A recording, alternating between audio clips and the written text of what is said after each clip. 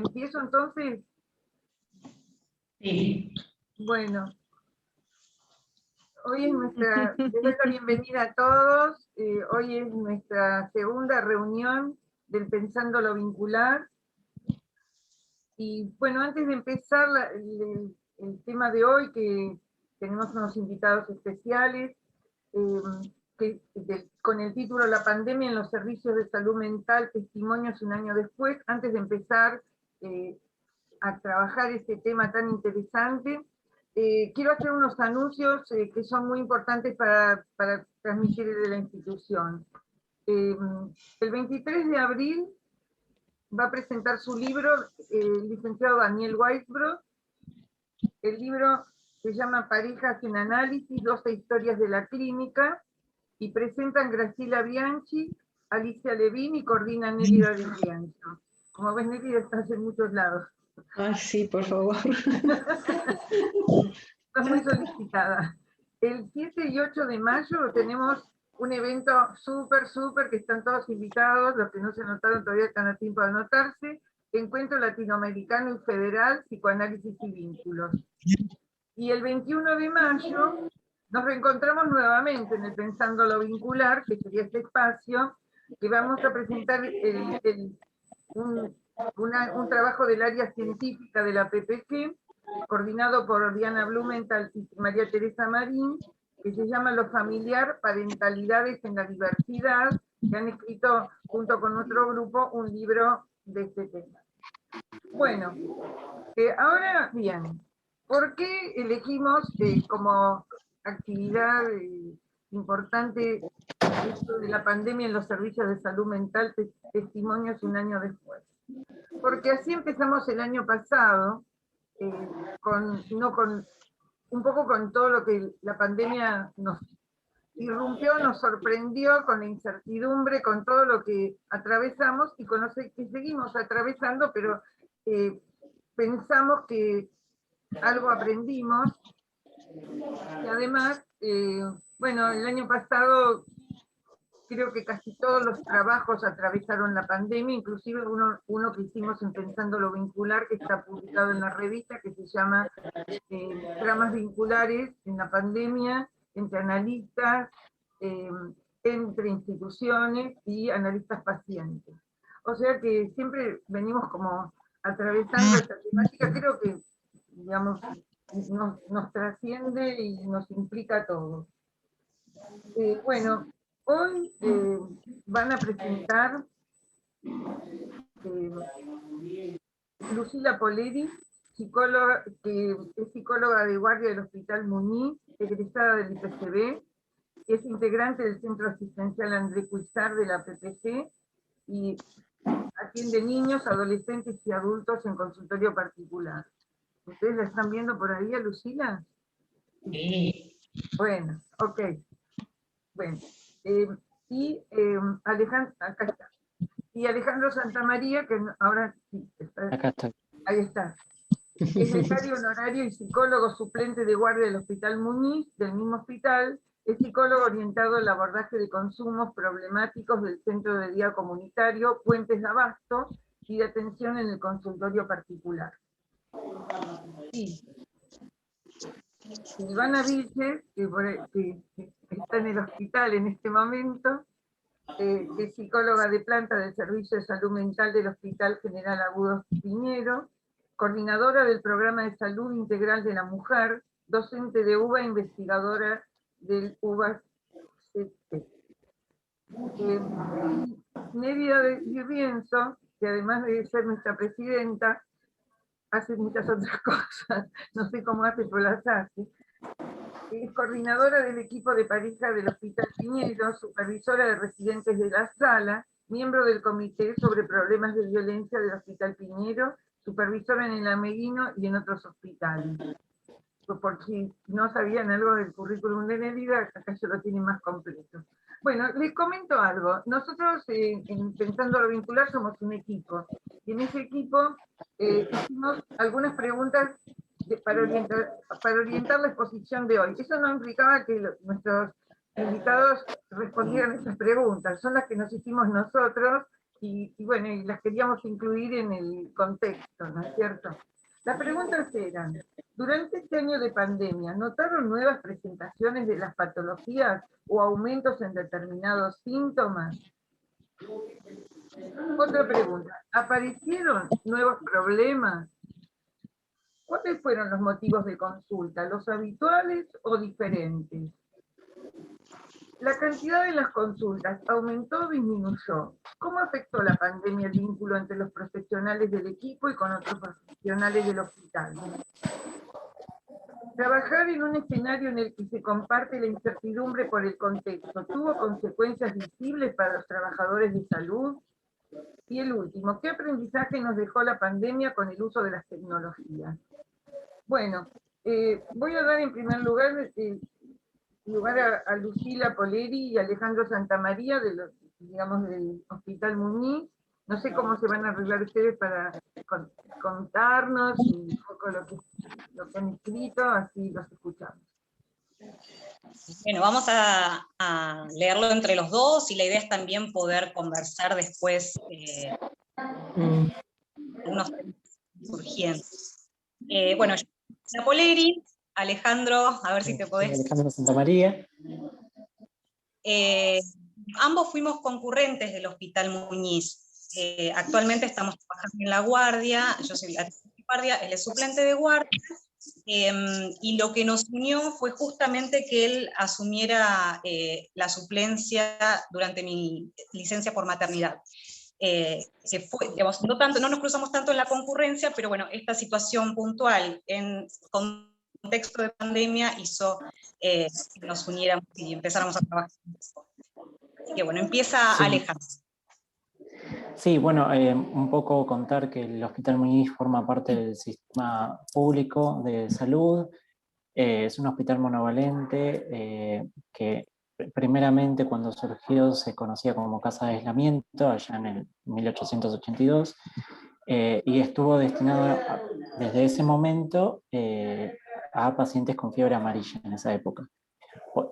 Sin embargo, ese es el nombre es una marca que le quedó de alguna manera a lo largo del tiempo, porque su objetivo es el tratamiento de enfermedades infectocontagiosas, y eso hace que actualmente muchos de los pacientes que están internados para evitar la propagación de la enfermedad, sobre todo en el caso de tuberculosis, que incluso hay un pabellón destinado a esos pacientes. Los años de trabajo en el Hospital Muñiz nos llevó a relacionarnos con situaciones cercanas a la enfermedad y a la muerte, pero lejos de estar inmunizados frente al padecimiento ajeno, lo abordamos y lo bordeamos una y otra vez. Un hospital meramente médico, pero y con una mirada bastante médica sobre las cosas. Claro. Y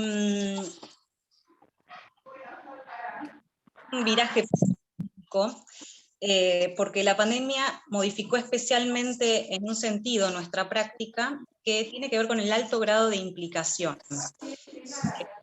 El hecho de intervenir sobre una realidad tan presente para todos no fue ni es nada fácil. Alejandro. Me pongo en silencio porque tengo como ruido de... Sí, sí.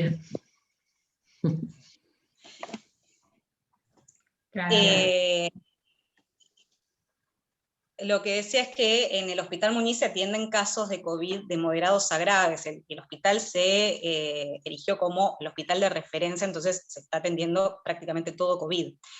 Y los casos son casos muy graves en general. Que de hecho no es lo habitual, sabemos que la mayoría de los casos de infección por COVID cursan como gripes más leves, pero bueno, en el hospital especialmente vemos casos graves y situaciones graves. Entonces, desde siempre, en realidad, el trabajo en el hospital de infecciosas estuvo atravesado por lo médico, y por la enfermedad y por la muerte. Ya que nuestra inserción está muy relacionada al ámbito de la interconsulta. Al ser un hospital monovalente, nosotros no recibimos consultas ambulatorias ni derivaciones por SAME, de área programática. Nosotros nos limitamos principalmente a pacientes con enfermedades infecciosas y las situaciones que pudieran surgir en guardia y en las salas de internación de estos pacientes. Y desde siempre intentamos hacernos un lugar desde nuestra función analítica, por esta cuestión de lo médico y la pregnancia médica en el hospital. Interviniendo en los intersticios donde algo de la subjetividad se pone en juego. Pensamos la subjetividad como salida, como un instante, muchas veces, a veces como un inicio de un camino a corto o largo plazo. Y bueno, no es la primera vez que el Hospital Muñiz atraviesa la incertidumbre de una enfermedad desconocida.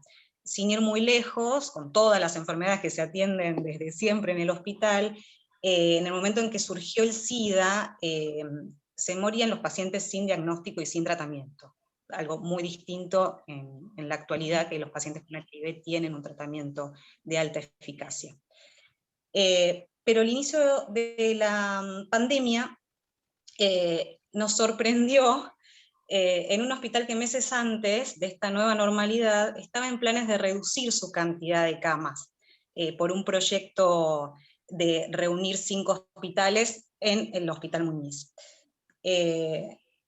Y paradójicamente, en momentos de distanciamiento social, la distancia con los pacientes se acorta.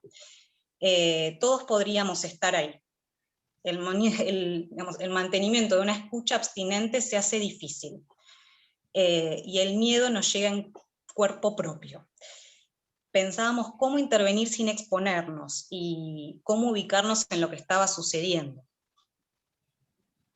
Cierto alivio nos llega de la mano de un celular destinado a atender de forma telefónica a pacientes internados, sus familiares, y también comunicarnos con las diferentes salas de internación, porque la verdad es que estábamos intentando reducir la presencialidad al máximo, hasta los contactos entre el equipo.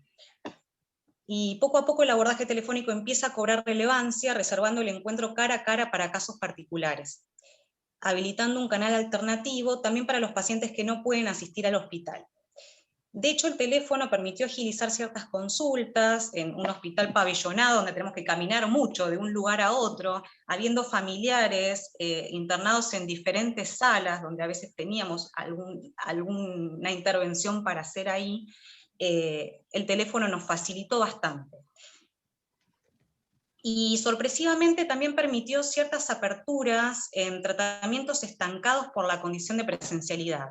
Pacientes que no asistían a consulta de seguimiento, por más que nosotros estemos en guardia, tenemos algunos pacientes en seguimiento, por el teléfono pudieron generarse otras situaciones y otro nivel de transferencia, podría decir.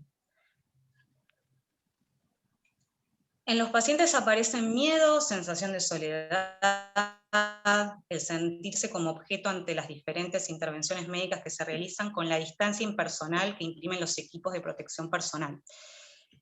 Y a las preocupaciones que siempre escuchamos, motivadas por la situación de internación, de estar lejos de los hijos, lejos de la casa, situaciones económicas, porque la verdad es que también hay mucha vulnerabilidad social dentro de los pacientes que se atienden en el hospital. Se suma este temor por los familiares internados al mismo tiempo, en salas o en terapia intensiva. Eso es algo novedoso que se genera con el COVID, que con las enfermedades que tratábamos usualmente no sucedía, y tampoco podían recibir visitas. Procesos de duelos suspendidos debido a la imposibilidad de despedirse. Y el tiempo fue transcurriendo y pasamos de evitar todo contacto posible con las salas, digamos, de utilizar el teléfono al máximo, empezamos a entrar más en las salas, cuando empezamos a conocer un poco más cómo se desarrollaba la enfermedad, y también sabiendo que con el uso del equipo de protección personal nadie se contagiaba.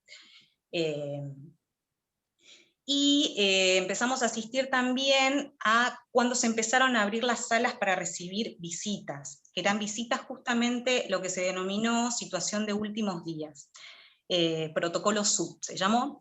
Esto lo gestionaron y lo armaron un equipo del hospital que se formó especialmente en momento de pandemia, que es el equipo interdisciplinario de cuidados especiales.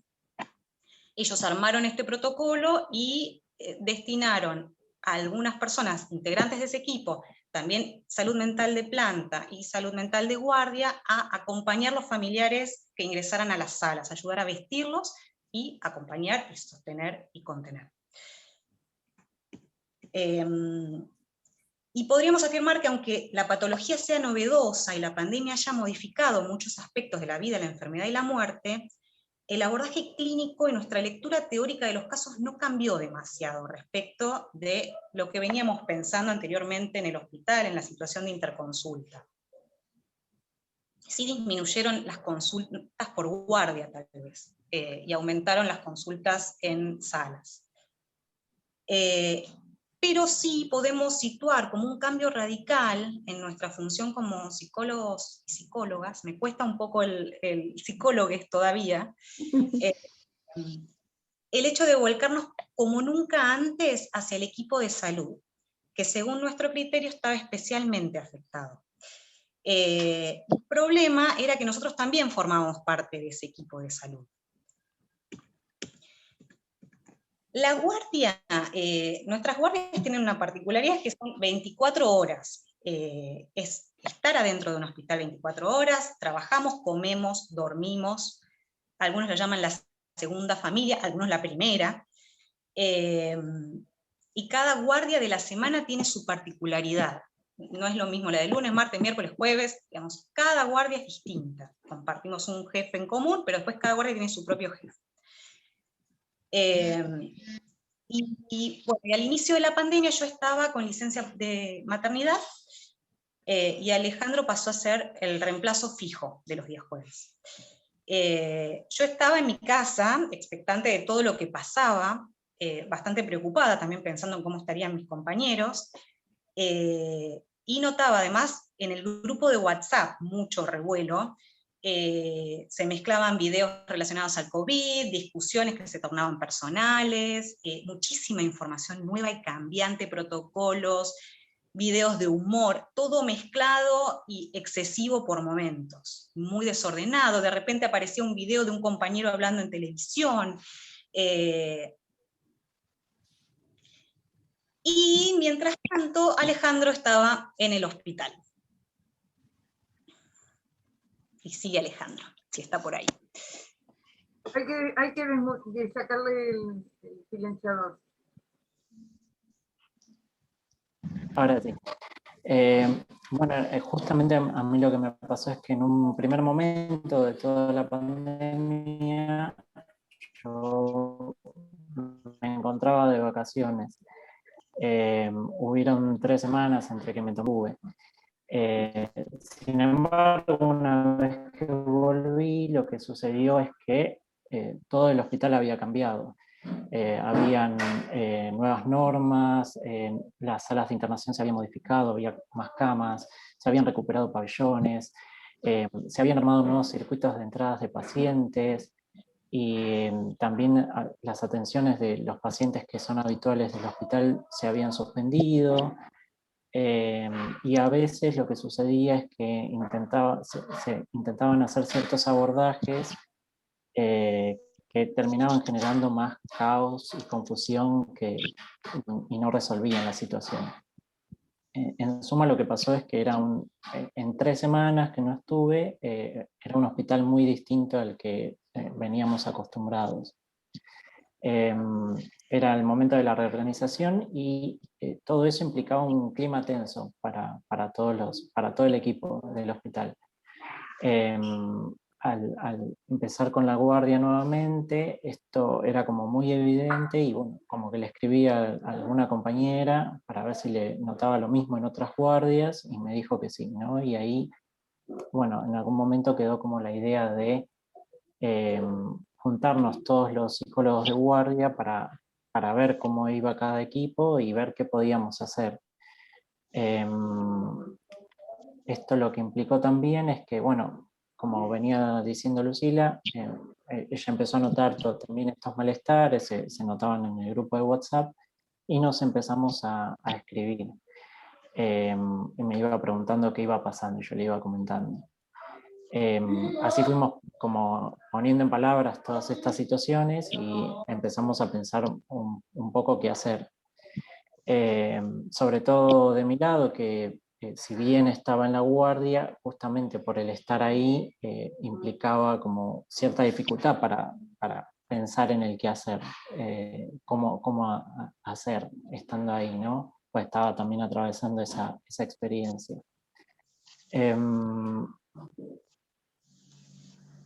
Bueno, podríamos decir un poco que intervenir sobre el equipo de guardia, o mejor dicho, como nuestros compañeros, era como un desafío bastante importante y que aún hoy nos sigue sucediendo. Había como mucha involucración de parte nuestro que se nos imponía, y como refiere Ventrici respecto al concepto de implicación, esa pasividad nos generaba impotencia, como una sensación de no poder operar del modo en que queríamos. Estábamos como muy afectados por la situación, y a la vez como sentíamos como el deseo y casi una obligación de intervenir de alguna forma. Escuchábamos y sentíamos la ansiedad, el miedo, pactos de negativos respecto a la necesidad de cuidarse, dificultades para conciliar el sueño, mucha incertidumbre y agotamientos que estaban unidos como dos caras de una misma moneda. Y bueno, una compañera de Graciela Berenstein, que es miembro de la Escuela Freudiana, en otro trabajo que hizo, el estar de guardia era estar en guardia. De manera permanente, como una exigencia, sin capacidad de corte, a pesar de que eso era un imposible. Ante nuestros ofrecimientos directos de hablar en grupo, aparecían negativas, silencios. Entonces, bueno, teníamos que ver cómo los acercamientos que fuimos armando tenían que ver con, implicaban cierto rodeo, a partir de charlas cotidianas, como medio orientación de pasillo. A veces en el hospital el equipo de salud mental de planta se había organizado para atender profesionales del hospital. A veces los derivábamos ahí, muchas veces no resultaba. Bueno, estábamos viendo. Otras intervenciones por ahí tenía que ver con aconsejar, por ejemplo, apagar la tele porque que estaba en un sector de la guardia y estaba en el noticiero y lo único que se hablaba era de COVID, y ahí mismo se estaba atendiendo COVID, y entonces como que era todo un continuo, no había nada que hiciera corte. Entonces era como una posibilidad de intentar hacer algo de un corte por ahí. Notábamos que algo de lo que estaba sucediendo invadía nuestros cuerpos, dejándonos sin palabras.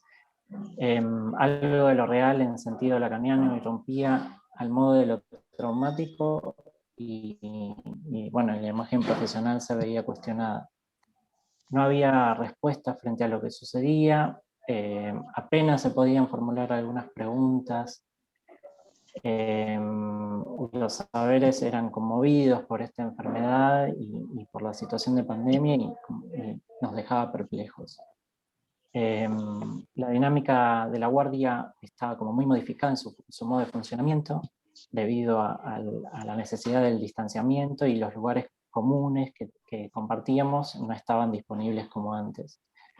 Entonces, bueno, con Lucila empezamos a vincularnos más, armamos equipo y empezamos a pensar estrategias, ¿no? Algunas que ya fuimos comentando, con el objetivo de poder poner en palabras, de simbolizar, de compartir algo de lo que nos estaba pasando. Teniendo en cuenta que lo presencial tenía la restricción del distanciamiento, la virtualidad era como una de las alternativas por excelencia. Empezamos a pensar algunas intervenciones, habíamos pensado en algunas intervenciones presenciales grupales, pero debido a todo esto nos dimos cuenta que no era posible. Empezaron a haber también casos positivos dentro del equipo, entonces no era lo aconsejado. bueno, yo me tuve que aislar, de hecho, en un momento, y en esa circunstancia empezó a cubrir la guardia una compañera, Agustina, también suplente de guardia, con quien en ese momento que yo me había tomado vacaciones, ella había estado tomando esa guardia. Entonces ya tenía como cierta idea, pero también era alguien externo al equipo. Y eso permitió que varias personas del equipo tuvieran la posibilidad de empezar a hablar con ella, de expresar como cierto malestar, que no lo habían podido hacer conmigo. Después de ese aislamiento que tuve yo y que ella estuvo cubriendo, quedamos con la idea de que tanto ella, Agustina, como otra compañera concurrente, en este caso Alejandra Teplici, se pudieran armar un grupo de Zoom con los primeros los médicos que estaban en la primera línea de la guardia. Esto se logró hacer algunas veces, pero no se sostuvo en el tiempo. Así que con Lucila, y bueno, también tomando en cuenta lo que nos venían diciendo Agustina y Ale de lo que fueron surgiendo en esos encuentros, con intervenciones vía WhatsApp en el grupo que tenemos, frente a lo que iba surgiendo en el momento. Previo lo charlábamos nosotros aparte y después tirábamos algún comentario o algo dentro del grupo. En aquellos casos de compañeros que se aislaron o pasaron por alguna situación, nos fuimos comunicando por teléfono para ver cómo estaban. También en algún momento confeccionamos un escrito que tenía que ver con el autocuidado y que tuvo como buena repercusión, aceptación. Otras veces, post guardia, comenzamos a mandar canciones o algún contenido que nos pareciera pertinente, como intento de establecer conexión con otra cosa, con algo distinto.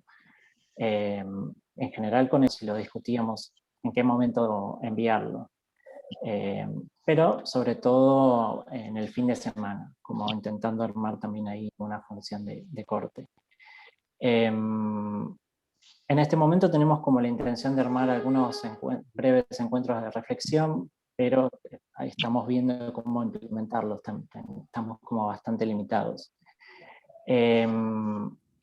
Fundamentalmente, más allá de estas intervenciones, creo que lo que pudimos hacer que tuvo mucha repercusión fue el armado de una revista propia, que era del día de los jueves, solo del día de guardia que estamos o que estábamos. Esa revista nosotros la empezamos a pensar primero reuniendo información importante de lo que iba pasando, armábamos un resumen, porque venía mucha información que estaba desorganizada, que era abrumadora a cualquier hora.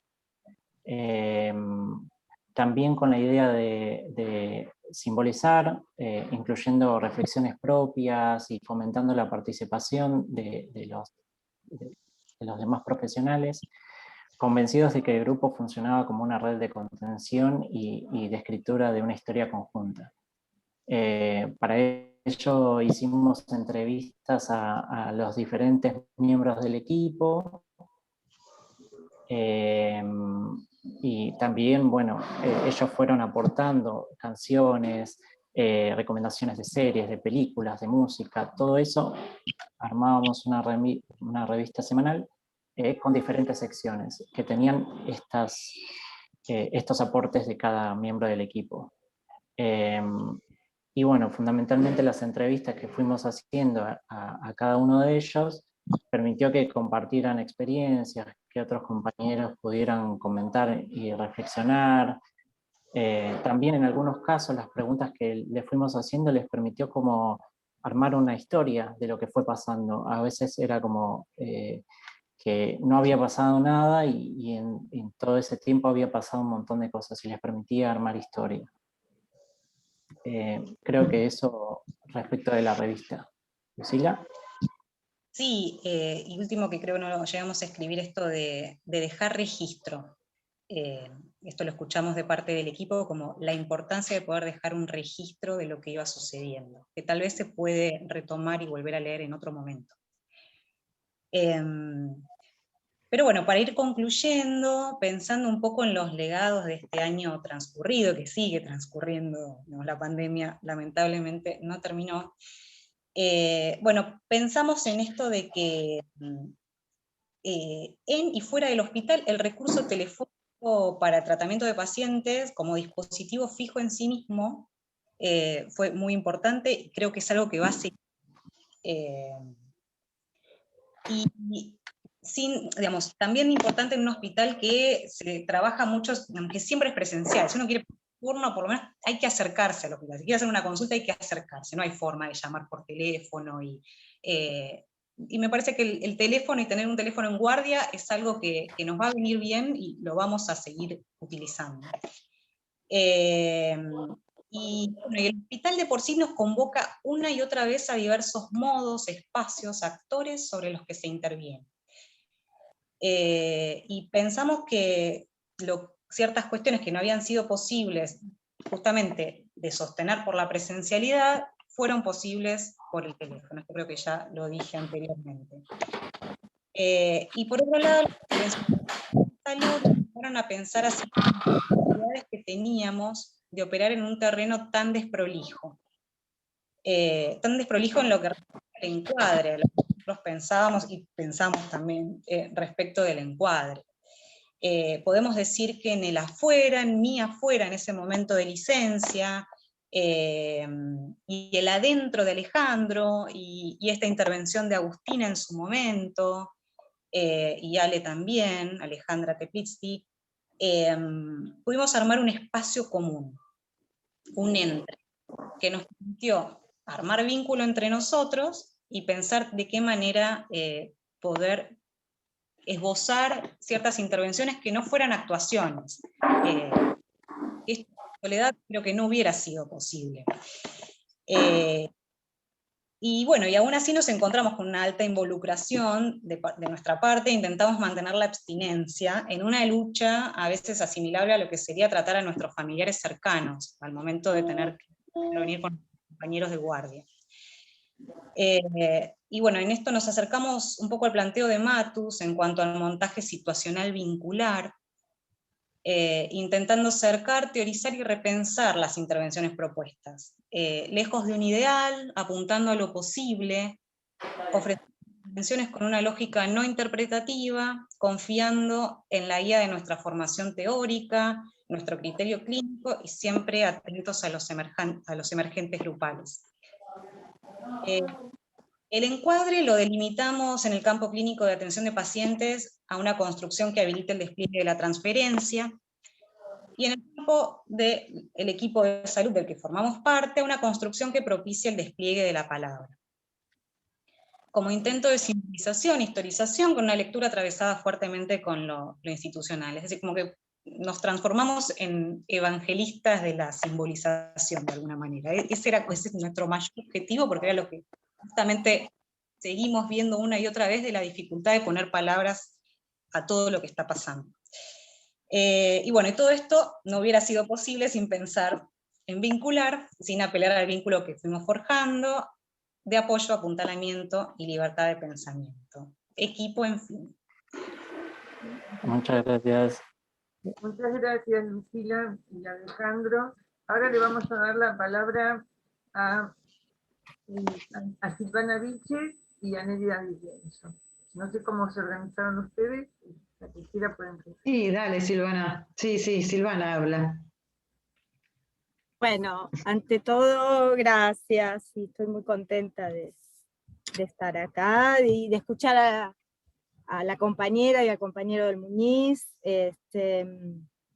Me parece que situar también el momento en el que estaba el Muñiz al comienzo de la pandemia es un punto que va orientando los efectos que luego tuvo, ¿no?, sobre la institución, sobre quienes las trabajamos en el después. Me parecen algunas cuestiones que son interesantes. Ellos decían esto de no había nada que hiciera de corte y era necesario esto, ¿no? Registrar, repensar. A un año de la pandemia, podría decir en lo personal, sí, que hay un agotamiento físico. Estoy muy cansada. Por momentos, esta repetición, esta cuestión que vuelve, digamos, a comenzar, es una repetición, pero trae una vuelta que es diferente. Entonces es la repetición con una vuelta que golpea quizás de otro modo. Y para quienes sostuvimos la presencialidad todo el tiempo, esto se hace saber también en el cuerpo, ¿no? Me parece que es un punto ahí nodal. Nuestro hospital también está pabellonado, como el de los compañeros, ¿sí? Pero es un hospital general de agudos. Entonces tiene todas las especialidades y tiene internación y consultorios externos en cada pabellón. Yo siempre digo que es un territorio dentro de otro territorio, y cada pabellón a su vez arma sus propios espacios, ¿sí?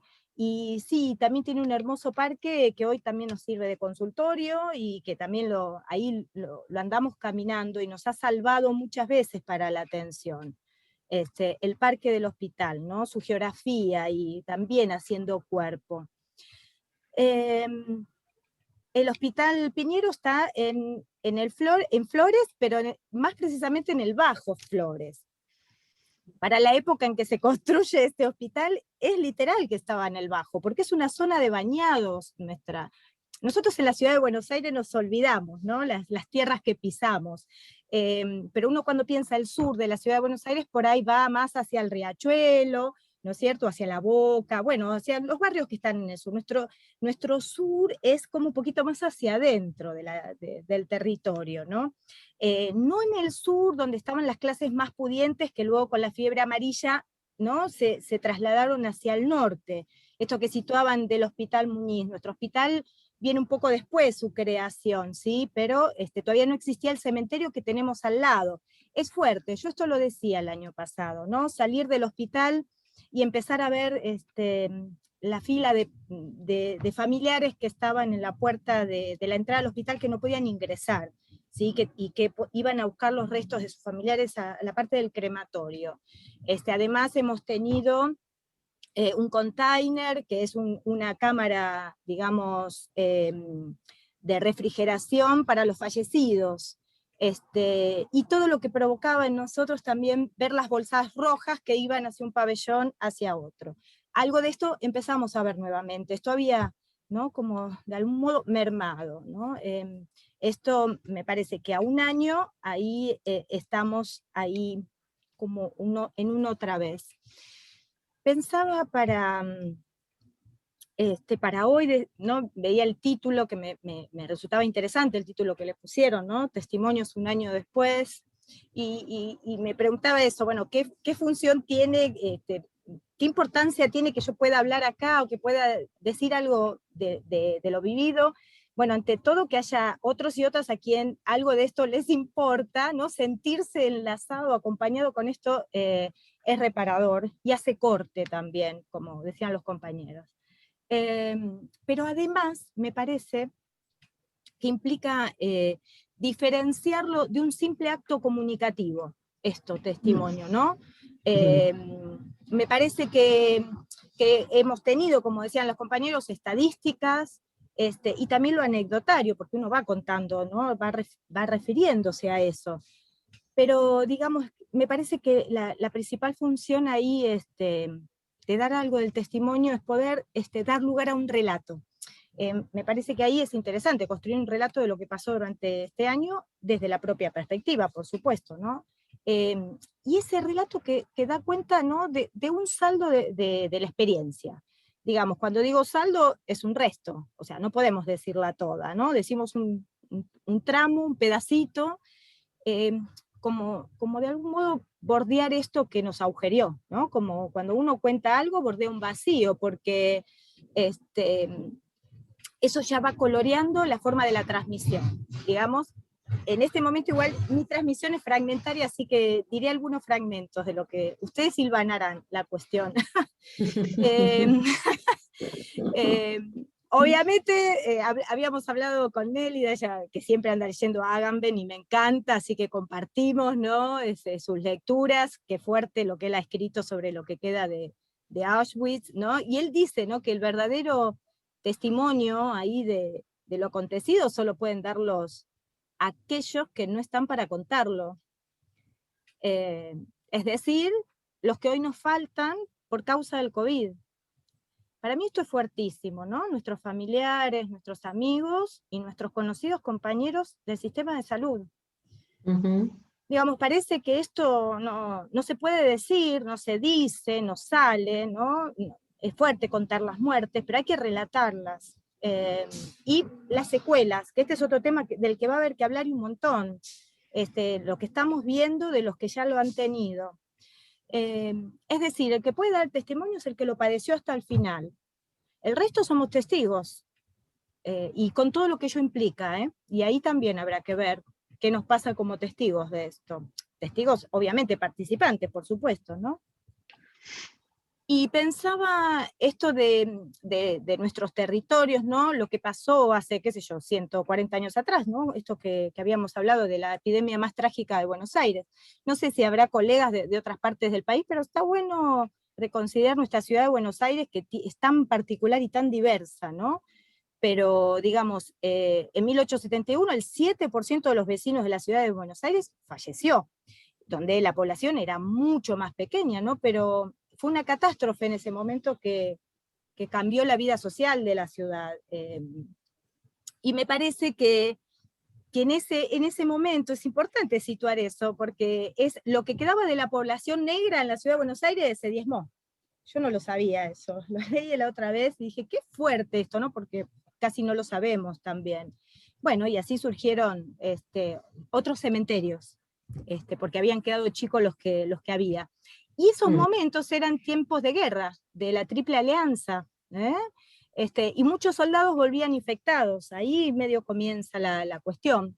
Y me preguntaba cuáles son, ¿no?, las guerras o la batalla actual que tenemos, de las cuales venimos infectados, las que han provocado esta infectación, ¿no? En ese momento eran las guerras cuerpo a cuerpo. ¿Cuáles son, ¿no?, en esta época, ¿no?, de consumo tan despiadado? ¿Cómo pensarlo eso? Y que nos dejan atestiguando otra vez. Y es re interesante porque Agamben ahí ubica, por ahí ustedes ya lo leyeron, pero a mí me situó, ¿no?, lo que significa testigo, ¿no? Como testis, dice él, y superstes. Testis es en tanto tercero entre dos, el entre, ¿no?, que hablaban los compañeros. Y es en latín testimonio. Y superstes, ¿no?, el que vivió el acontecimiento hasta el final. Así que ahí me parece que es importante que cuando, ¿no?, uno va pensando lo vivido acá en nuestro hospital, es esto, ¿no?, que está comprometida la propia posición, la de cada quien, y que a su vez esa posición vale por lo que falta en el relato. ¿Sí? Entonces, estar acá un año después es ante todo, ¿no?, decir que sobrevivimos. Para empezar, quienes estamos en el sistema de salud y quienes están en la práctica, obviamente, particular o trabajando en remoto, ¿no? Estamos acá charlando porque sobrevivimos, parece una obviedad, pero no lo es. Y entonces, para ello, me parece que no podemos renunciar a la, digamos, a la sensibilidad particular que tenemos que asumir, ¿no?, respecto de la palabra.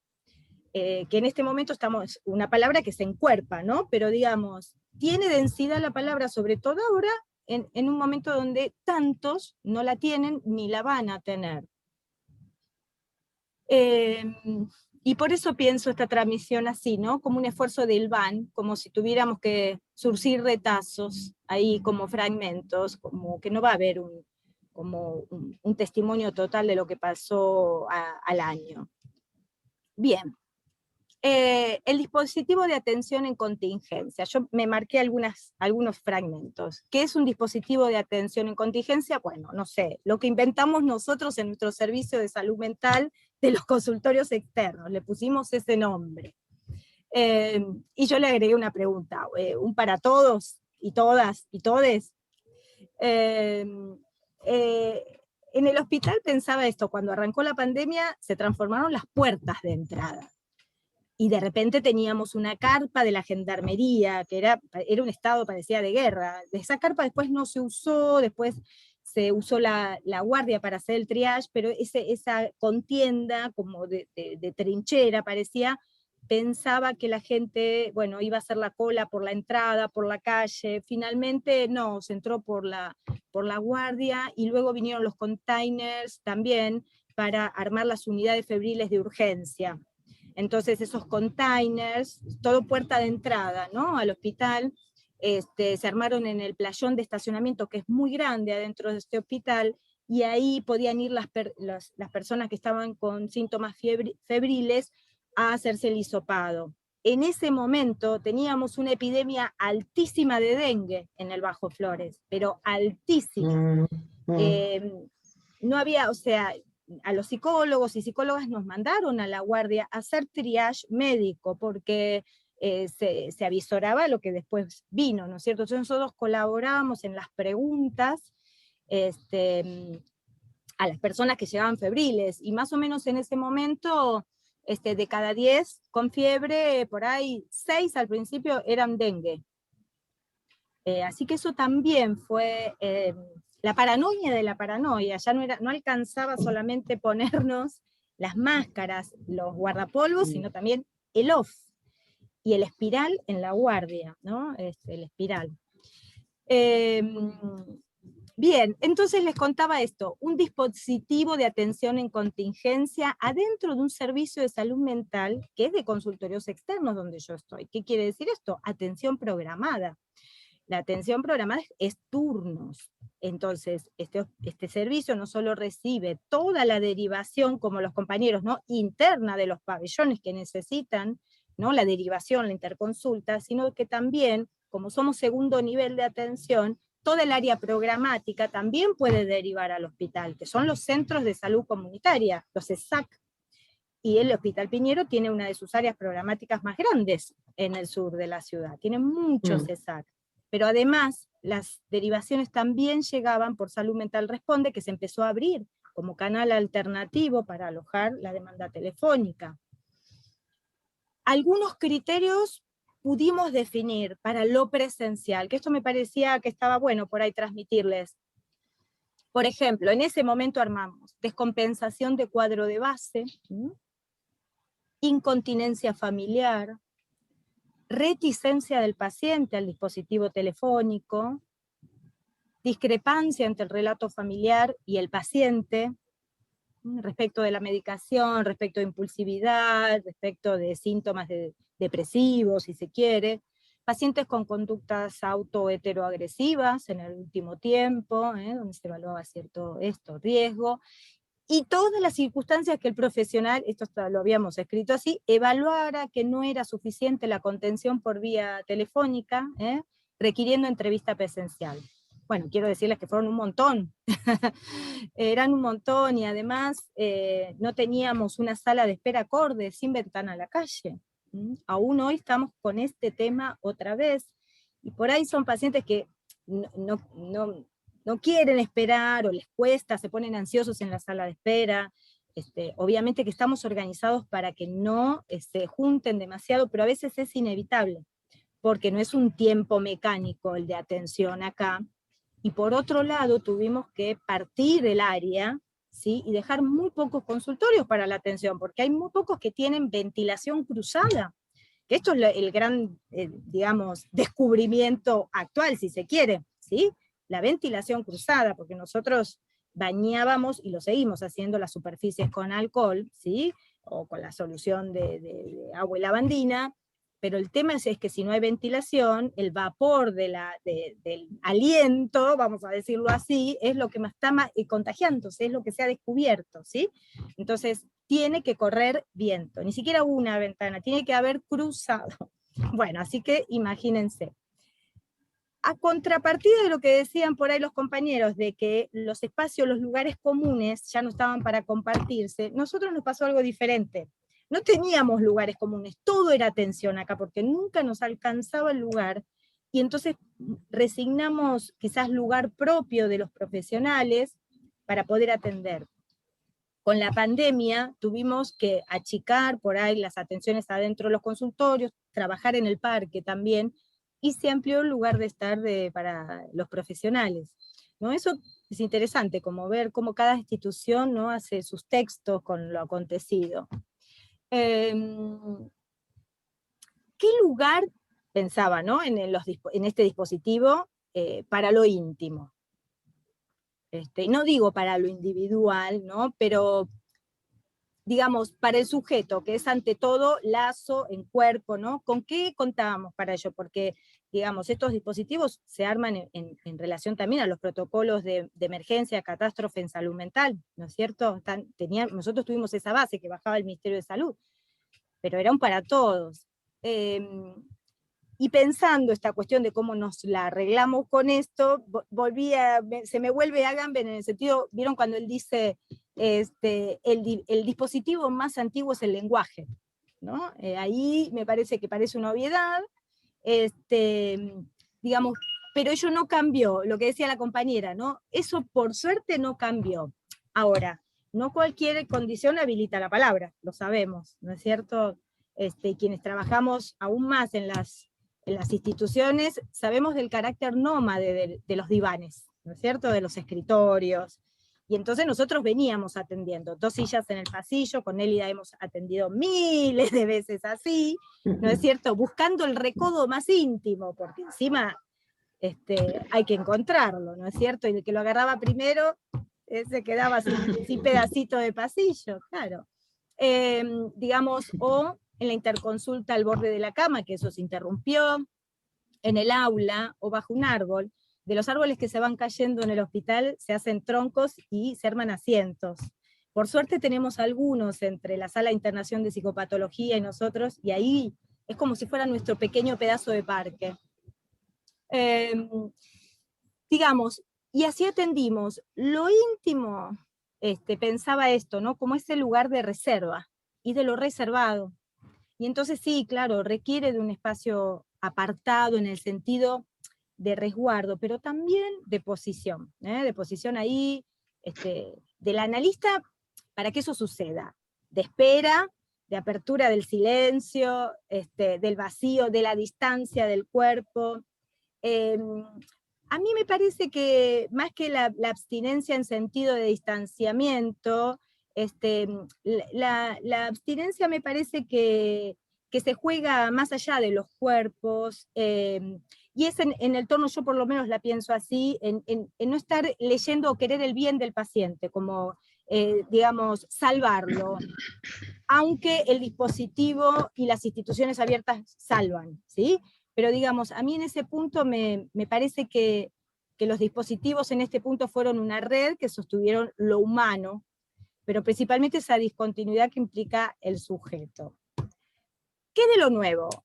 ¿Hubo alguna nueva presentación del patos, de lo patológico?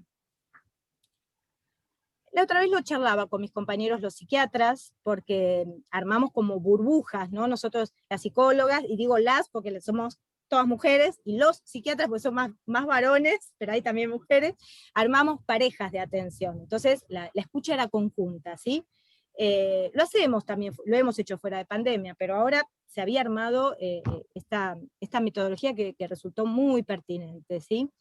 Quizás nuevas presentaciones no, pero sí un aumento de quizás síntomas depresivos, actings, ansiedad, mayor irritabilidad, digamos como la investigación que llevamos con Luján, que presentamos el libro Afectos Disruptivos, como la cuestión de los afectos ahí, irrumpiendo más allá del cuadro de base, como dicen mis compañeros los médicos, ¿no?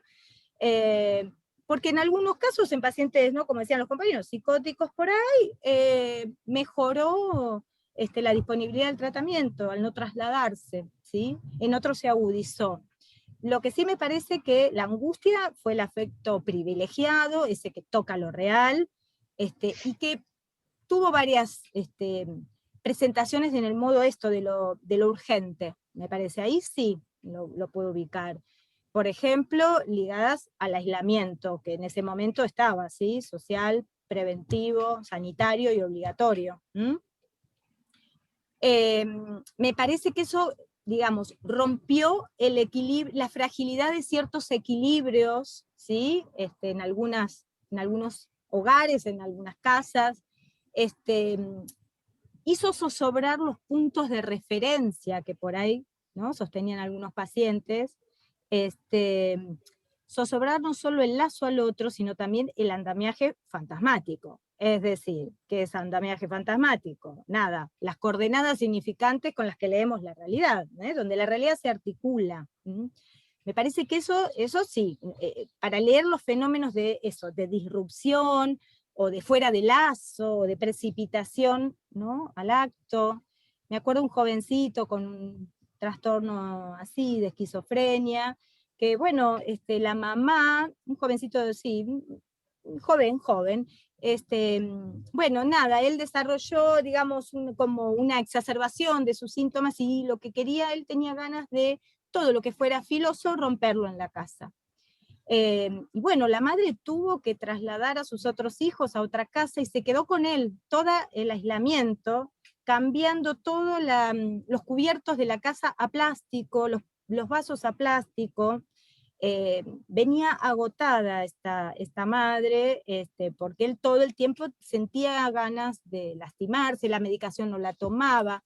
Todo presencial fue eso, en el peor momento de la pandemia, porque había riesgo, estaba muy desbordado. Trabajamos mucho con la mamá, con el papá, con él, en las entrevistas vinculares. Lo hice participar al psiquiatra que me acompañara de la entrevista con la madre, digamos. Así que bueno, eso, digamos, es la marca también de ustedes, vos, Nélida, Lucrecia, de familia también en el hospital, ¿no? Digamos, que esto es necesario en ese momento, aún más. Bien, y por ahí algunas otras cuestiones a nivel de las situaciones de violencia. Esto por ahí ustedes obviamente lo habrán visto, se ha escuchado. Yo no sé si se han producido más casos, pero o sea, por eso digo, la cuestión, la fragilidad del lazo, donde por ahí, ¿no?, la palabra no es el modo como de tratar los infortunios de la vida, el encierro y la cuestión de que las instituciones que por ahí están bien ancladas en el territorio se retiraron también a la atención telefónica. Esto influyó bastante, ¿no? En el programa que atendemos, este programa integral de la mujer en salud mental, llegaron todo el tiempo estos casos. Y recuerdo, todavía seguimos interviniendo, un caso de una mujer que se presentó en el servicio social, porque el servicio social de nuestro hospital no paró, batalló con su atención espontánea, su inserción adentro de las salas COVID, porque tenemos 3 salas COVID llenas, en este momento están llenas. La UTI, lo mismo, unidad de terapia intensiva, ¿sí? Se volvieron a llenar todas, y ellas entraban también a la sala junto a nuestras compañeras de la interconsulta. Era una mujer que su marido, sí, estaba, digamos, venía con varias internaciones entre el hospital y un centro especializado, porque él había tenido problemas de adicciones y era muy violento además, pero había tenido un accidente que le exacerbaba todos estos rasgos, porque había quedado postrado. Con la pandemia lo regresan a su casa, y estaban en un frágil equilibrio también orgánico de salud, ambos, ¿no?, porque tenían enfermedades preexistentes, y ella decía que su hijita no se había desprendido de la escuela, no quería asistir a la escuela, su hija tenía muy chiquita, golpeaba, ¿sí?, derramaba caca en las paredes de su casa, y cuando la entrevistó, la mamá traía los documentos en la mano y no los podía sostener ni siquiera en la mano, con medicación también, digamos. Bueno, esta mamá que se caía por todos lados, ¿no? Había que trabajar con ella también. Bueno, me fui al servicio social, trabajamos con distancia con la trabajadora social, armamos entrevistas conjuntas. y fue también un andamiaje con esta madre para que en algún momento tuviera lugar la entrevista con la niña. ¿Sí? La niña no quería hablar, se tapaba con el buzo, gritaba, golpeaba a la madre. Así por ahí las atendía en el aula, que en ese momento era el lugar más espacioso para la entrevista vincular. De hecho, lo sigue siendo.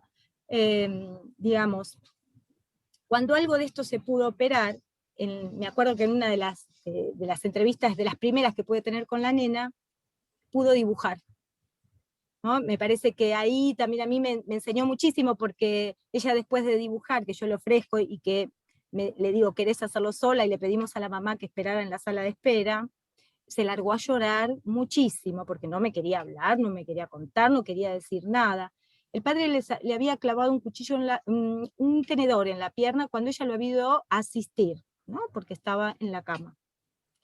Y su mamá se lo había tenido que desprender. Esa era una situación. Y ella hace un dibujo que tenía un corazón partido, una perrita y su cachorro. Entonces yo le comprendo fácilmente el dibujo y le digo, claro, te entiendo lo que estás pasando. Yo estaba a 3 metros con una mampara plástica, pero ella lloraba tanto que yo me acerqué, pero digamos, reduje los 3 metros al 1,5 metros y pude, aunque sea, apoyar mi codo al codo de ella. Entonces le decía, no me puedo acercar más, pero te quiero hacer, digamos, quiero darte algún acercamiento. Entonces ella me pone el codo y nos tocamos el codo, yo me vuelvo a alejar, y ahí es donde veo el dibujo, y entonces le digo, ¿querés contarme algo más de lo que está pasando en tu casa? Y ella llorando me dice, no es mi casa, es mi perrita que se fue. ¿Cómo me enseñó? Porque ella necesitaba velar, ficcionar esa tragedia, y yo se la leí literal, ¿no? ¿Cómo me enseñó? Porque comprendí demasiado rápido, digamos, lo que se necesitaba para abordar un real descarnado, ¿no? El dibujo, el aparato de jugar, la ficción. Pero bueno, eso no hubiese sido posible si no hubiéramos andamiado a la madre también, ¿no? Que venía. Finalmente se pudo conseguir hace un tiempo, esto les estoy hablando de un año atrás, un dispositivo para que este señor pudiera ir. Bueno, yo te daría la palabra a vos, Nel. Me parece que es interesante pensar también qué consecuencias para los trabajadores de salud, nuestras afectaciones. Yo diría una sola cosa sobre las consecuencias para nosotros. A mí me parece que se puso al descubierto la cuestión del cuerpo en el hospital, ¿no? El cuerpo en juego, la cuestión del cuidado de sí y del otro, que a veces, ¿no? Como en la medicina esto cuesta. A mí me parece que el analista en la Argentina es un otro al menos dos, como dice Tomasa, San Miguel, es agente de salud el analista y es también el que lee su acto en un tiempo 2, ¿no? Me parece que no hay salud ahí sin el lazo, y que armarlo común no es hacer masa, digamos. Necesitamos de gestos amorosos entre colegas, y necesitamos de gestos de amorosidad también de quienes están a cargo de las políticas y de las decisiones importantes del país. No vamos a renunciar al amor, ¿sí? En el sentido, ¿sí? Menos narcisista del amor, sino el que tiene que ver con el no todo, con el otro, ¿sí? Hacer lugar a la otredad, si no, la cosa se degrada infinitamente. Bueno, Nel, te doy la palabra. Bueno, gracias. Bueno, estaba emocionada escuchando a los colegas, compañeros, con todos estos testimonios, porque la verdad que este título me resultó tan convocante, tan necesario, a ver cómo decirlo. Yo creo que la capacidad de simbolización requiere del apoyo imaginario. Y entonces, yo lo hablaba esto con Silvana, ¿no? Una foto, una historia, un relato, una pintura, que es algo de lo que estos compañeros estuvieron haciendo durante esta presentación.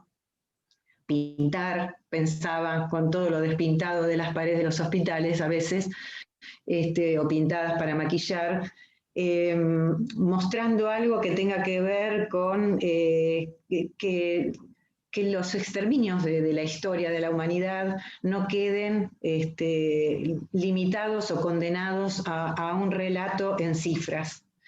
Y la verdad que en esta pandemia el tema de los, por lo menos a mí desde el principio me impacta bastante entre los porcentajes, los números, los muertos como números, hablar en general del personal de salud, hablar en general de muchos pacientes o de mucho sufrimiento, me parece que requieren del testimonio necesario para que eso tomen. Vieron que no es lo mismo, ¿no? Si uno ve la foto de alguien que desapareció en la época de la dictadura y le pone ahí un nombre, ¿no? Y una foto, que no produce el mismo efecto solamente por pensar en la cantidad de desaparecidos. Pasa a tomar otra entidad eso. Y creo que en cada una de las situaciones, como han pasado los relatos o las películas en torno al Holocausto, a veces es la historia de uno solo, ¿no? Como el soldado Ryan, de uno solo, que da cuenta de la intensidad y de lo vivido, y de lo que... y cómo hacer para ponerle voz a los que no tienen voz, ¿no? Porque yo estaba escuchando atentamente en todo esto tan intenso, Silvana, que presentaste, esta pintura que hiciste de ese lugar tan particular como es el Piñero, tan particular, digo, porque cuando uno ha recorrido muchos hospitales por dar clases o por supervisar, porque la pertenencia fue solo en el Piñero de, no sé, 37, 38 años, no me acuerdo, que talló mi vida profesional, además de entre lo público y lo privado, digamos que tiene una particularidad edilicia, barrial, de brindar algo que, bueno, que talló el modo de pensar, ¿no? Desde la plasticidad para poder trabajar en esos lugares tan precarios, en eso compartido de que en una mesa de una sala de internación podíamos estar 8 atendiendo, como se decía la otra vez, buscando la intimidad ahí donde no está. Me parece que habla de la posibilidad de la invención, de la posibilidad de dejar el mito, ¿no? De que lo privado atiende a la mayor parte de los pacientes. ¿Cuánto toma el hospital público, aún de pacientes con obras sociales y con prepagas que vienen al hospital a consultar? Yo en el 2020, en la presentación de nuestra última revista, que les recuerdo el nombre para que lo tengan presente, no se olviden, Vínculos en tiempos de incertidumbre, posibles e imposibles, relataba 2 situaciones, ¿no? Y una de ellas era de primera y única vez en el hospital, porque después esa persona no volvió, y además por todas las transformaciones que hubo y modificaciones en la atención, en un contexto totalmente inédito, que era el uso de barbijo y a distancia. Diferente a la epidemia de la gripe A, porque obviamente una situación evocó la otra situación, donde recuerdo que discutíamos si era bueno usar el barbijo o no, que si en realidad no generaba, que nuestro propio monóxido de carbono podía perjudicar, etc. Al igual que los guantes descartables, si estaba bueno usar guantes descartables o era peor, porque después cómo te los sacabas, cuándo te los sacabas, se discutían esas cosas. Con el temor al contagio, la gripe A fue bastante importante y dejó saldos bastante terribles. Y por otro lado, sin olvidarme tampoco de lo que fue cuando surgió lo del HIV, que cuando venían los pacientes a atenderse al servicio de salud mental, había profesionales que no querían atenderlos, porque como había tanto por conocer y tan poco se conocía de esa situación, lo que generaba era, bueno, voy a ver si yo le doy la mano o si le doy un beso, me contagia.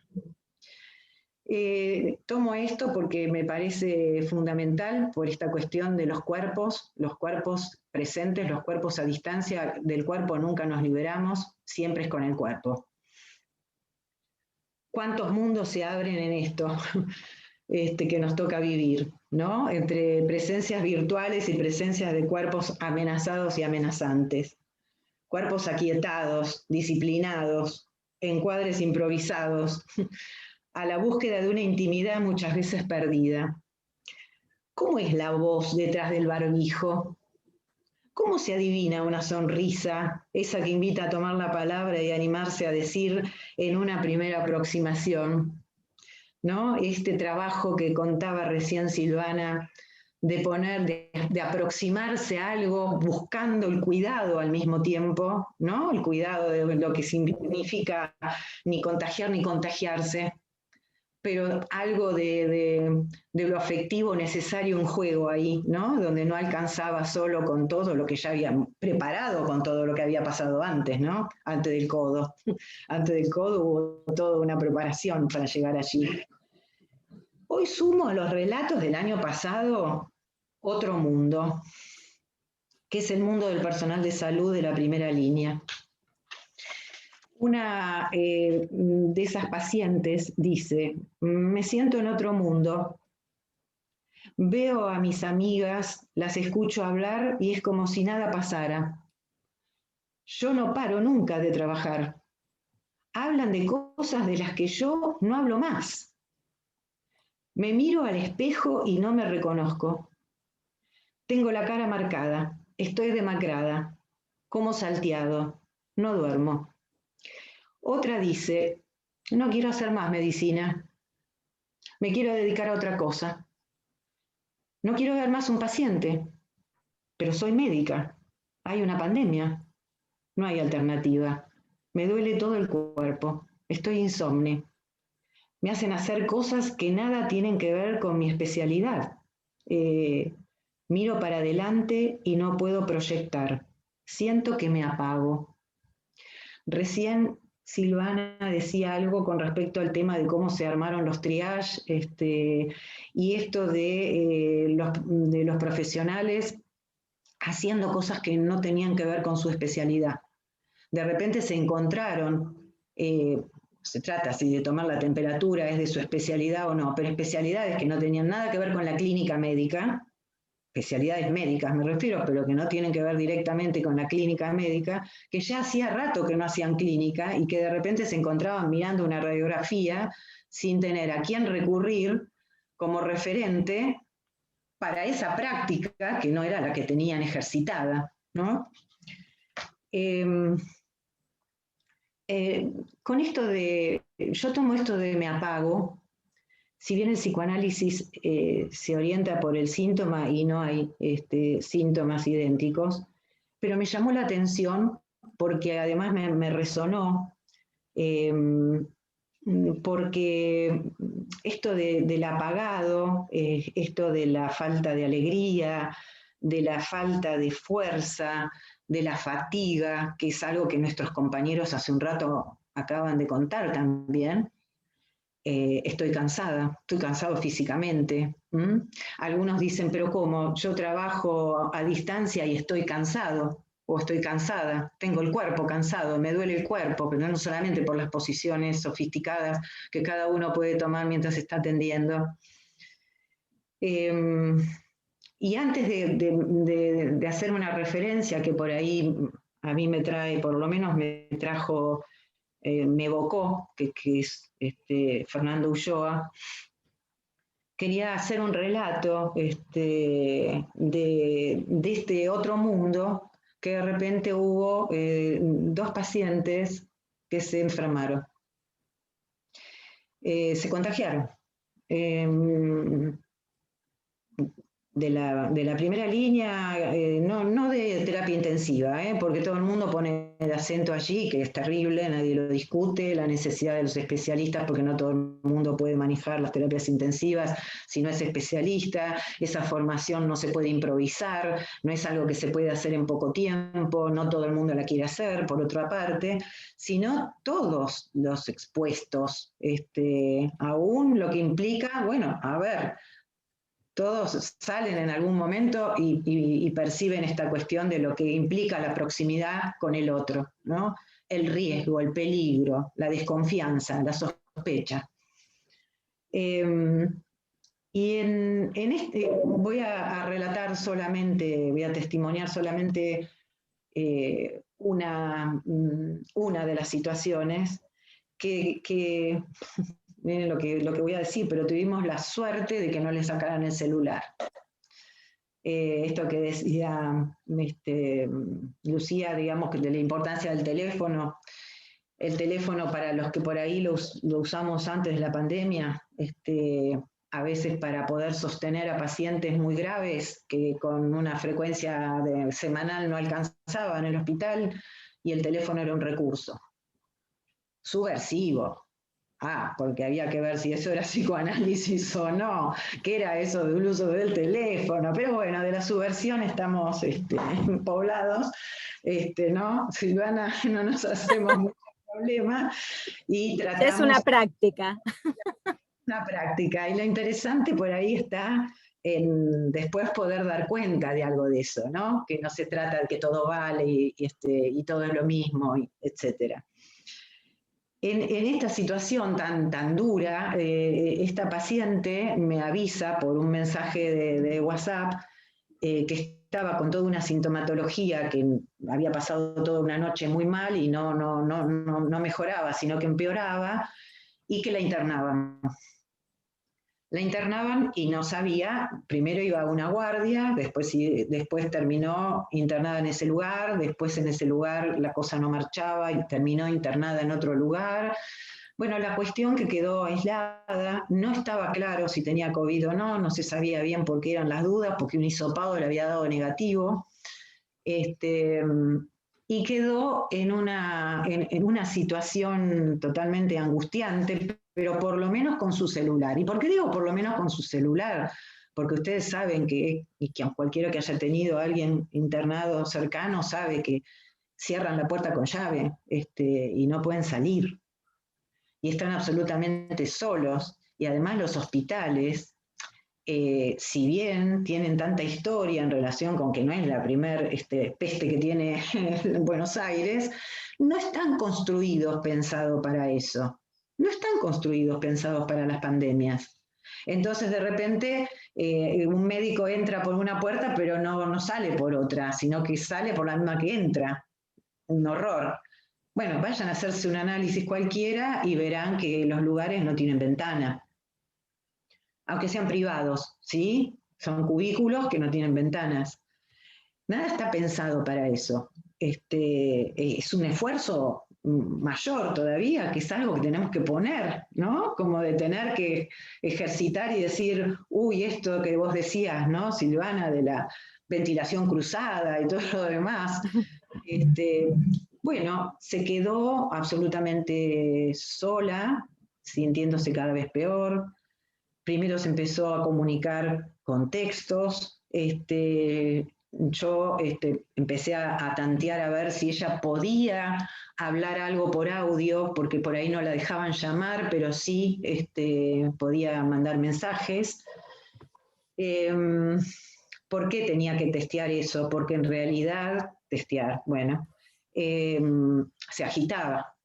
agitaba y mucho. Entonces, la verdad que no sabía si eso significaba un soporte o un apoyo o si significaba una complicación.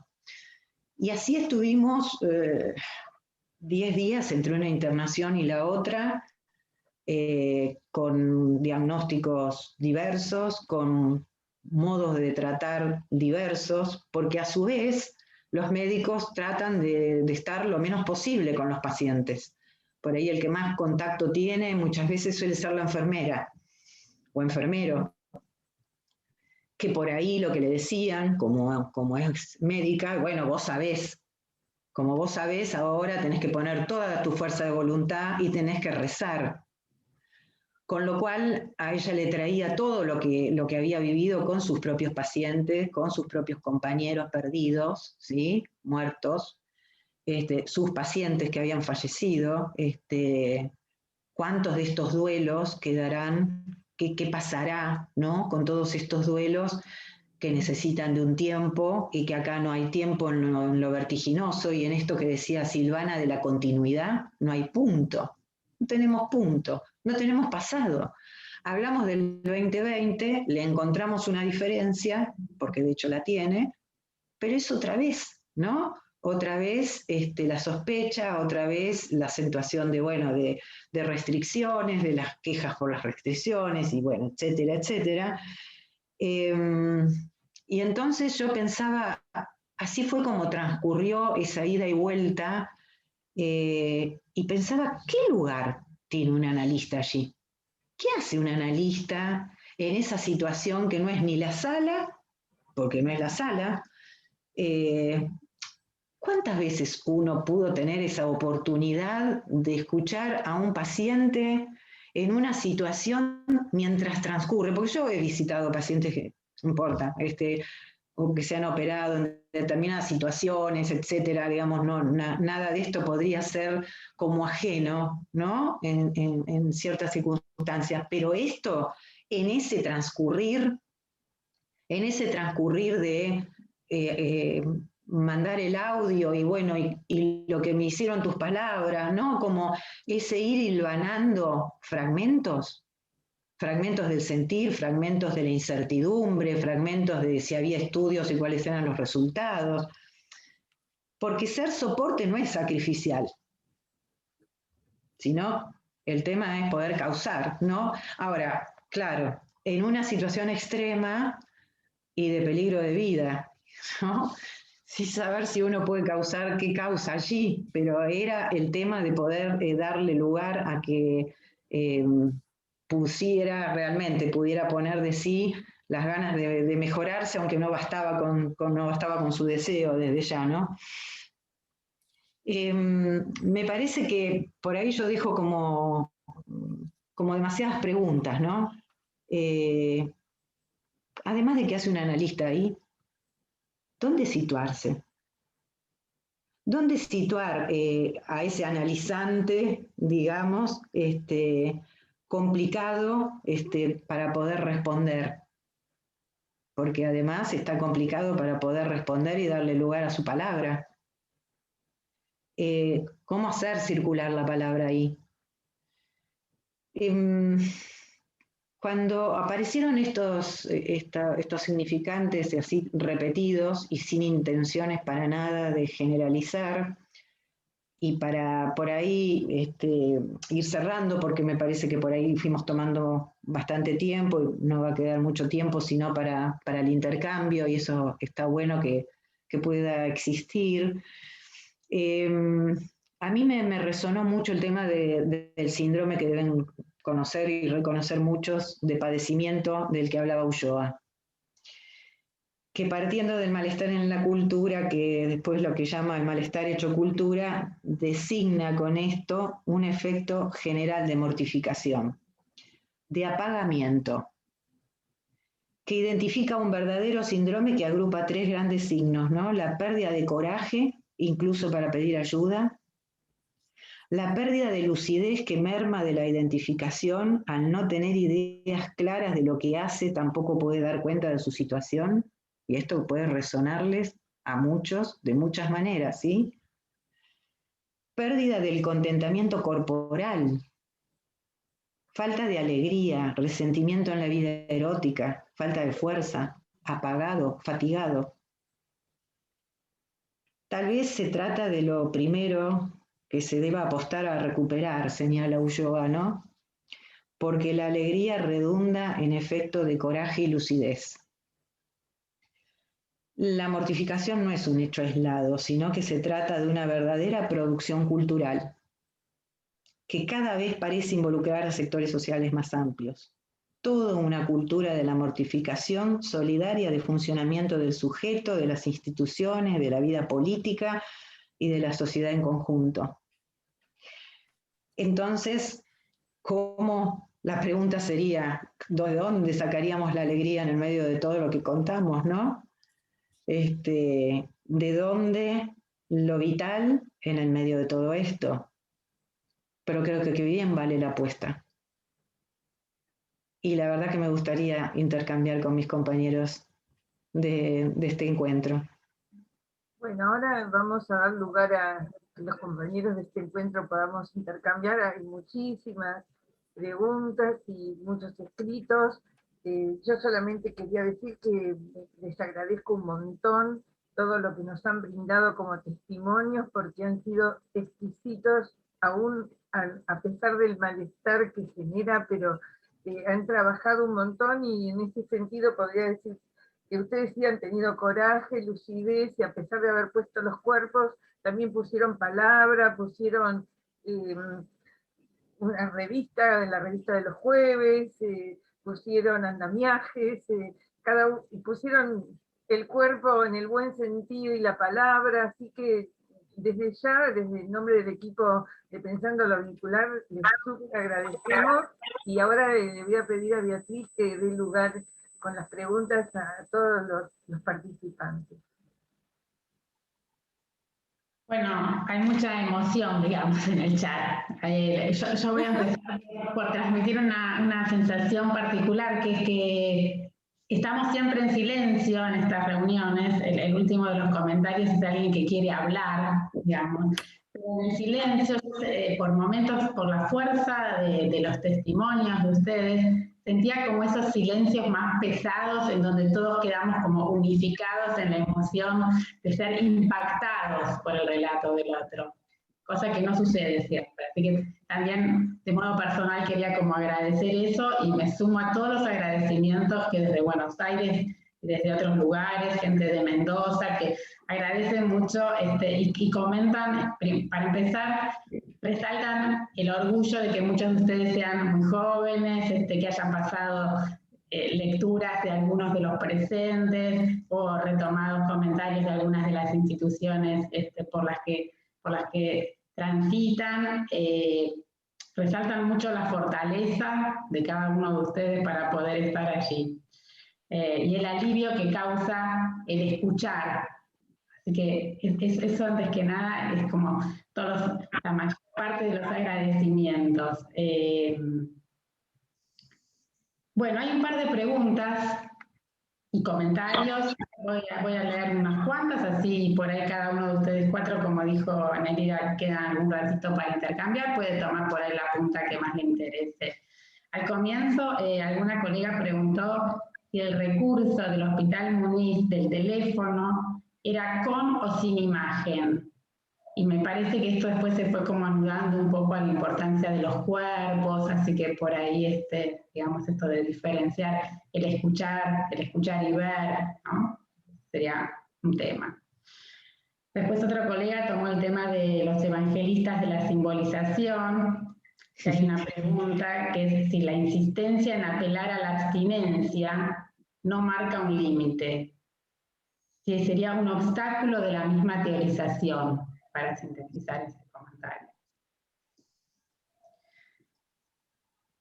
Comentan si pueden dar cuenta, a lo mejor yo reformularía, si hay más posibilidades de dar más cuenta, porque por ahí esto fue escrito hace un ratito largo, de intervenciones durante la enfermedad. Y si pueden dar cuentas ya de algunas secuelas de las formas graves del COVID que van viendo con algún patrón común. Por ahí algunas de estas cuestiones ya fueron bordeadas y fueron escritas hace un ratito. Así que bueno, están todos con los micrófonos habilitados para empezar. Yo no entendí, Beatriz, no me quedó claro lo de la abstinencia, la pregunta sobre el tema de la abstinencia, porque la abstinencia no sería neutralidad, no sé ahí cómo, no sé si mis compañeros lo entendieron de alguna manera. Denla de vuelta. Hubo al comienzo, en las primeras ponencias, algunos comentarios de los colegas sobre el tema de si podían o no ser abstinentes, pactado, lo explicado, estaba cada uno atendiendo, entonces hacían referencia, entiendo yo, claro, marcaría en todo caso un límite de nuestra misma teorización.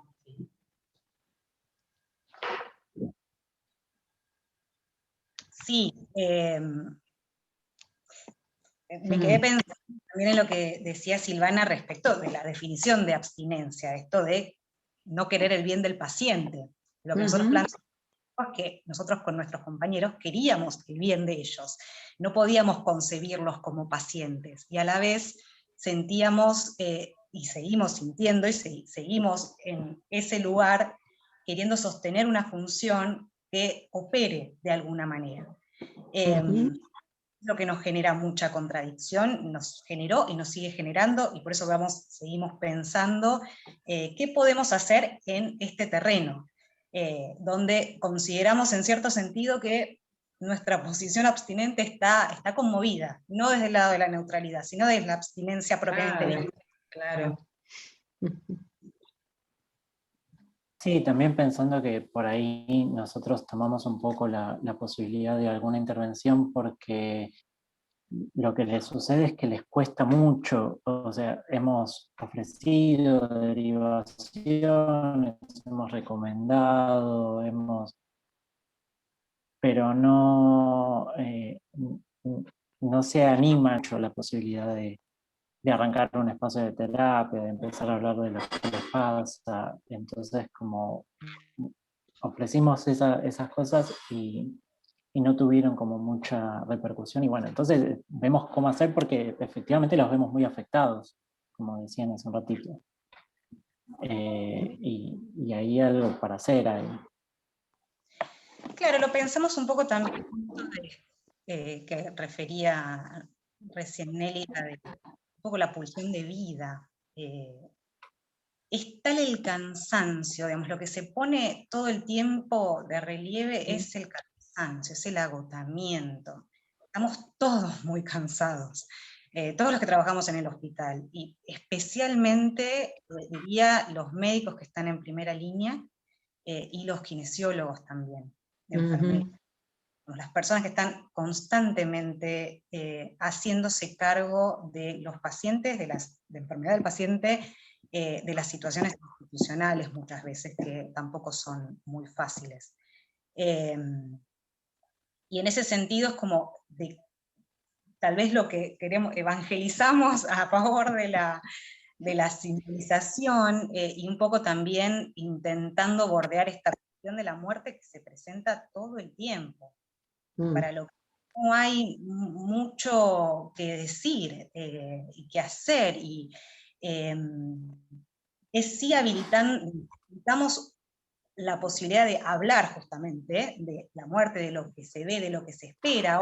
En la actualidad es la expectativa de qué va a pasar, de si esta vuelta va a ser peor que la anterior, porque la anterior la tomaban como fueron situaciones que se pudieron manejar. Especialmente en, tal vez el tema más sensible tiene que ver con el criterio de qué paciente va a terapia y qué paciente no va a terapia, aunque tenga el criterio de ir a terapia. Es decir, de tener que tomar una decisión respecto de qué paciente va a la terapia intensiva y qué paciente no. Esto es algo que, digamos, que circula mucho, y tiene que ver con esta expectativa angustiante de qué es lo que va a suceder y cómo se van a manejar las cosas. Me parece muy interesante esto que decía Silvana de esta vuelta sobre lo mismo, esta repetición y la diferencia que puede haber en la repetición. Este presente continuo también, que genera muchísima angustia, y la forma que se nos fue ocurriendo y que pensábamos que de alguna manera podía ser lazo y podía unir un poco más, donde, digamos, poner un poco de palabras, un poco de vida en lo que estaba sucediendo, era a través del arte y de la participación, y de la Y sí, insisto en esto de, a mí me hace mucho ruido mi posición analítica en este momento y en relación al equipo de salud. Creo que pensando en los pacientes no vería demasiada dificultad en este momento, pero respecto de tener que intervenir con nuestros compañeros de equipo, de guardia.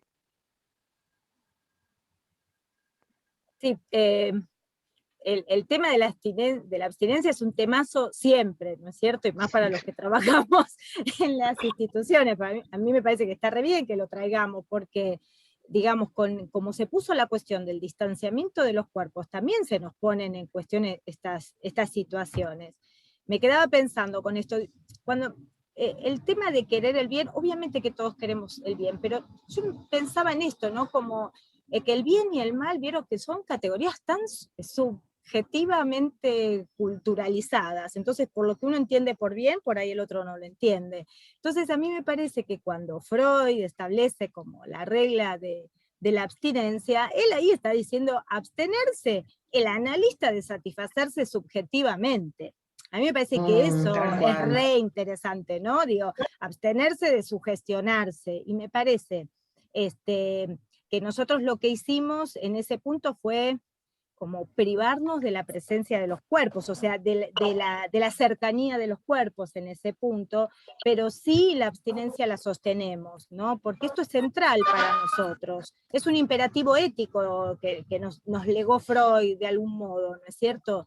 No satisfacer las apetencias en ese punto, y me parece que lo que nos pone a resguardo sigue siendo abrir el espacio deseante hasta el final.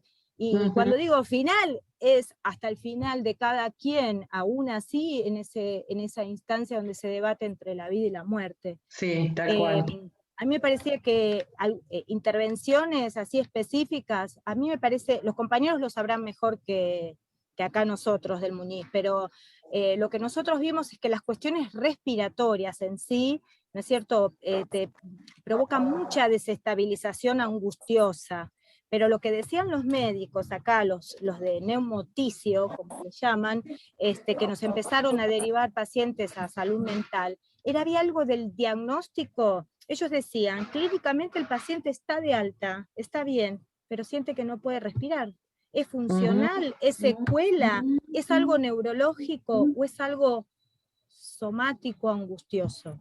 Digamos, esto lo estamos viendo, no les puedo decir es esto, pero es interesante para que todos lo vayamos desplegando. Y después algunas otras cuestiones a nivel en pacientes con medicación psiquiátrica crónica, alguna alteración neurológica adosada, algún síntoma de como un temblor en algún miembro del cuerpo, no se explica por qué, eso se está viendo.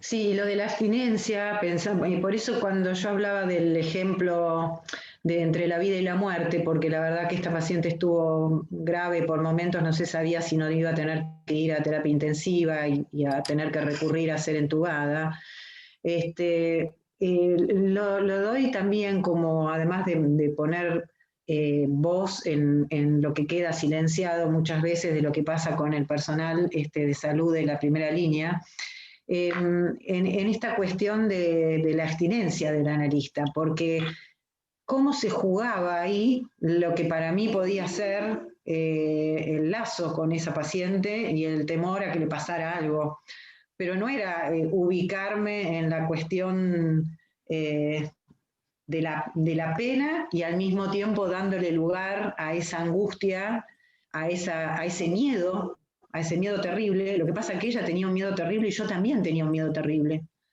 porque tenía miedo que realmente se agravara y se muriera, la verdad.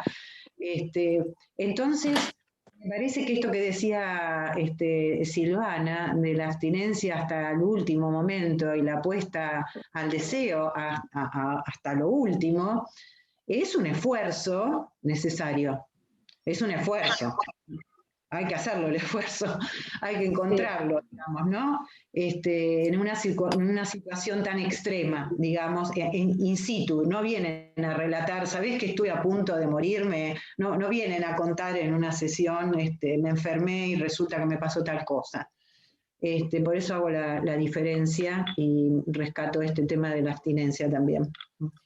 Me acuerdo una paciente, a ver, estoy pensando así, intervenciones específicas, ya que preguntaron, una paciente que venía atendiendo, nada, problemas de violencia familiar, pero tremendos, y bueno, se contagian toda la familia, todos los hijitos, y bueno, queda internada acá en el hospital, una chica joven, y bueno, me llaman los compañeros de interconsulta, me dicen, hay una paciente que me parece que la venís atendiendo vos en presencial y orientación telefónica, está con ataque de pánico.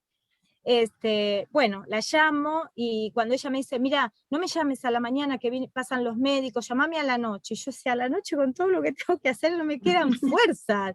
Entonces la tenía que llamar como a las 10 de la noche. Yo digo, esto no es la lógica hospitalaria, ¿qué estamos haciendo? Sí. Bueno, esas eran las primeras preguntas. Bueno, así después vinieron miles de modos, pero la llamaba a la noche.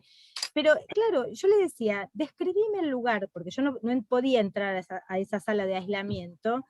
Claro, ella me decía, es un lugarcito que tiene, no sé, no, es la cama y no tiene ventanas hacia afuera. En ese momento era aislamiento porque había muchos pacientes en la sala y los habían tabicado porque se recontagiaban. Claro, yo le dije, no tenés ataque de pánico, estás encerrada ahí adentro, hablemos.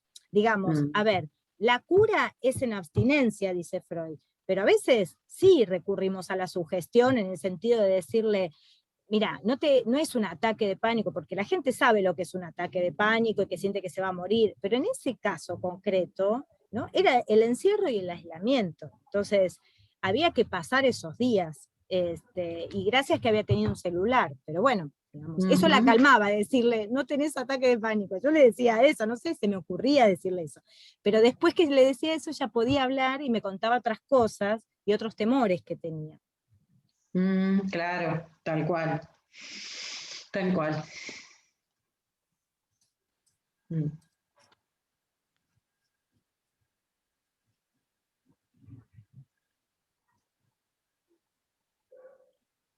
Sí. Pensaba también en lo que decías, Nélida, del apoyo imaginario.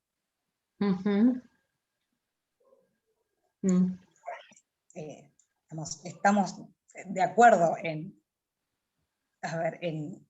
de qué manera posicionarnos desde el análisis. No sé si estamos de acuerdo en realidad, pero apuntamos tal vez a lo mismo. Cómo sortear estas dificultades y cómo teorizar lo que va sucediendo cuando no, en nuestro caso, no encajaba con nuestras formas de intervención y nuestras estructuras clínicas, y nuestra función en la guardia también. Porque hay otra cuestión, tal vez más respecto a la implicación, estar por lo menos 24 horas de guardia es realmente un gran esfuerzo. Si uno piensa que tiene que estar de alguna manera sosteniendo una posición analítica 24 horas seguidas, a mí es asfixiante, hablando de la falta, y es realmente un gran esfuerzo.